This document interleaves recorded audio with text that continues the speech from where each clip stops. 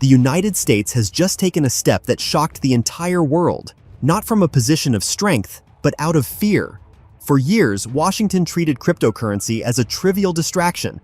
Congress has rushed through a new crypto assets law at lightning speed. Why? Because America has finally realized what's coming. The dollar is losing influence. Around the world, countries are turning away from the dollar and adopting cryptocurrencies and central bank digital currencies to break free from financial dependence on the United States. And panic is setting in Washington. This law is not about innovation, it's about control. The US is no longer leading. It is trying to catch up and seize power over digital money before it's too late. It needs to regulate, track, and dominate everything, because if it doesn't, the dollar risks becoming irrelevant in global trade. At the heart of this scramble is Donald Trump. While Washington desperately tries to maintain control, Trump has already made a move worth billions and is quietly profiting from the very crypto industry the government is now trying to rein in. So in this video, we'll break down what the new law really means, why the United States is so afraid, and how cryptocurrency is quietly turning the global financial system upside down. Let's start with this. For decades, the US dollar was the undisputed king of the global financial system.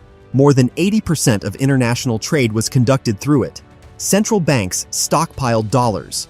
Oil was sold exclusively for dollars. But that dominance is rapidly disappearing. By 2025, de-dollarization is no longer a fringe idea. It's a new reality reshaping how the world sees money.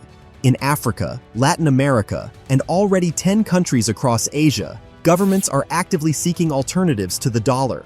They're moving toward currency swaps, gold-backed trade, and increasingly, cryptocurrencies. China and Brazil now settle transactions in yuan. India buys Russian oil in rupees. Even African nations are testing blockchain-based settlement systems that bypass SWIFT. The BRICS alliance, once seen as symbolic, is now truly driving this shift. With new members bringing oil, resources, and political clout, this bloc has become a serious challenge to the Western financial system. Behind closed doors, BRICS is already discussing the launch of a digital currency that would fully eliminate the need for dollars in settlements. Why is this important? Because the entire US economy relies on global demand for the dollar. If countries stop using it for trade, they will also stop buying US government bonds. And without that, Washington will have no way to cover its trillion-dollar budget deficits. For years, the American financial system, backed by the Fed and Wall Street, simply ignored Bitcoin and digital assets. They believed it was no threat, just a toy. But while Washington dragged its feet, the rest of the world moved forward. El Salvador recognized Bitcoin as legal tender. China launched the digital yuan. Smaller economies began testing central bank digital currencies, and Bitcoin's market cap surged past giants like Visa, JP Morgan, and Walmart. What was once seen as a technical experiment has now become a new economic reality. And now, everything is shifting. Under Donald Trump, Washington began to see crypto not just as a trend, but as real power. And when the US recognizes power, it wants control. Trump made it clear he doesn't want the crypto industry to be run by anonymous coders or foreign platforms. He wants it all under American control. To be fair, not everyone in Washington is thinking only about power. Some politicians argue that regulation is necessary to protect people from scammers, hackers, and the volatility that currently dominates the crypto market. In their view, oversight will bring reliability and legitimacy to the space. But Trump's rhetoric is becoming increasingly hardline. In rallies and interviews, he says openly, cryptocurrency is a matter of national security and US leadership. In one of his speeches, he stated that it is America, not China or anyone else, that must lead in this space. What's happening now is no longer just regulation, it's a strategic takeover. The United States wants to bring cryptocurrency under its control, just as it reshaped the global financial system after World War II. Back then, it created the International Monetary Fund and the World Bank. Both institutions are headquartered in Washington, and developing countries simply had to fall in line. That order didn't emerge naturally, it was designed. And now, digital currencies are being pulled into the very same system. Crypto has become the new battlefield. The US is beginning to regulate stablecoins, approve Bitcoin ETFs, and force crypto businesses to operate under American jurisdiction. This isn't about acceptance, It's about domination. Trump's billion-dollar crypto earnings aren't just a personal win. They're a signal that even the elites now believe in the power they once mocked. And just like with oil or gold, they won't allow such power to remain freely accessible. The focus has shifted. It's no longer about innovation. It's about control. The US may have missed the first wave of the crypto boom, but now it wants to own the finish line. And if we look at history, they won't stop until they get what they want. Assets like Bitcoin and stablecoins such as USDC operate outside the traditional banking system, which means they bypass the global reach of the dollar. Bitcoin crosses borders without permission. Stablecoins settle instantly, sidestepping SWIFT and the Federal Reserve's payment systems. This is where the real threat lies. Every transaction that avoids American banks weakens their influence, and every stablecoin not tied to the dollar strikes at the financial power of the US. If you dig deeper, the new crypto law grants massive powers to the Treasury and the Federal Reserve. They now decide which dollar-pegged stablecoins, like USDC or USDT, are allowed to operate legally. Any token that grows too quickly, strays from the correct exchange rate, or simply becomes too popular can be slowed down or shut off entirely. If USDC becomes the default currency for global trade, the US will simply extend its financial dominance into the blockchain era.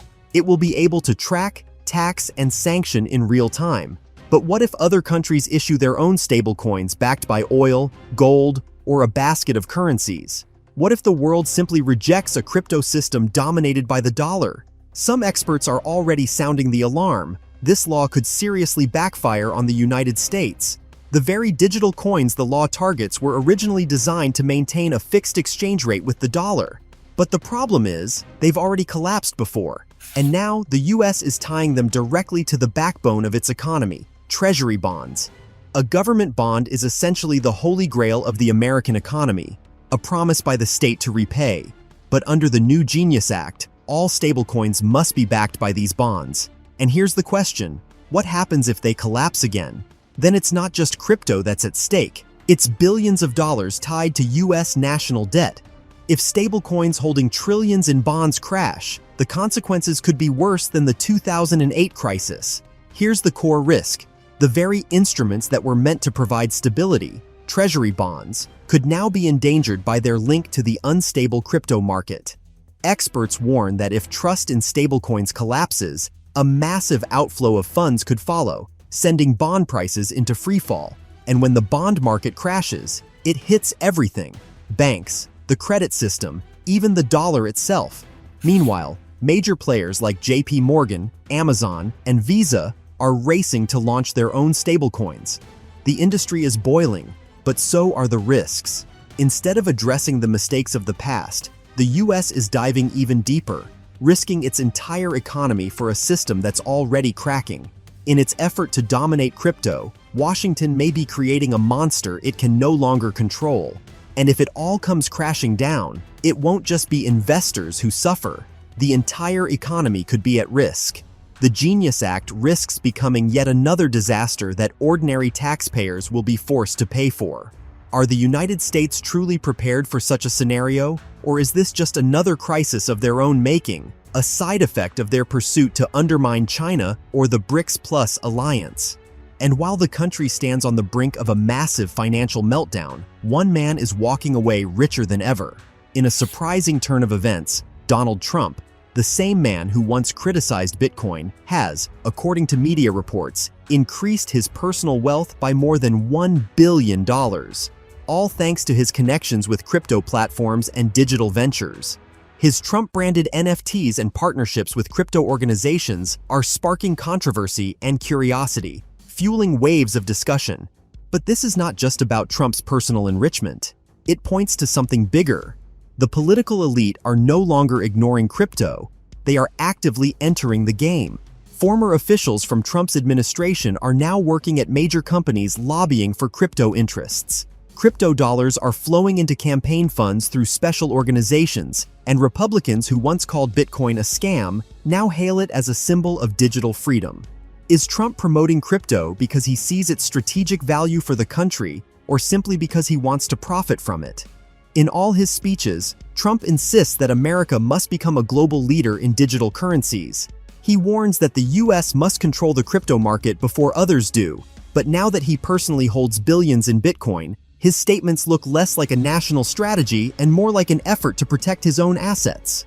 If the US embraces crypto on a national scale, it could dramatically boost the value of his investments. Even a 10% rise in Bitcoin would bring Trump hundreds of millions in profit. And this is where it gets most troubling, when politicians both own massive assets and pass laws that regulate those very assets. It's an explosive mix of power and personal gain. Are these people really acting in the nation's interest, or just protecting their own portfolios? The deeper crypto seeps into politics, the more the line blurs between public service and self-preservation. And the further the investments go, the harder it becomes to tell who truly benefits from new legislation. Meanwhile, American banks are sounding the alarm, and with good reason. Crypto is bypassing them entirely. Stablecoins move money in seconds, even on weekends. Decentralized finance, or DeFi, allows people to lend, borrow, and earn returns without ever stepping foot in a bank. The traditional banking model, taking deposits and issuing loans, is crumbling right before their eyes.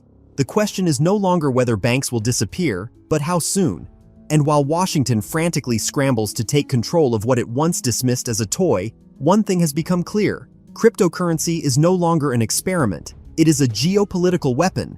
And the next phase of this global financial war has already begun. So if you want to stay updated on everything that's happening, make sure to like this video and subscribe to the channel. See you in the next episode.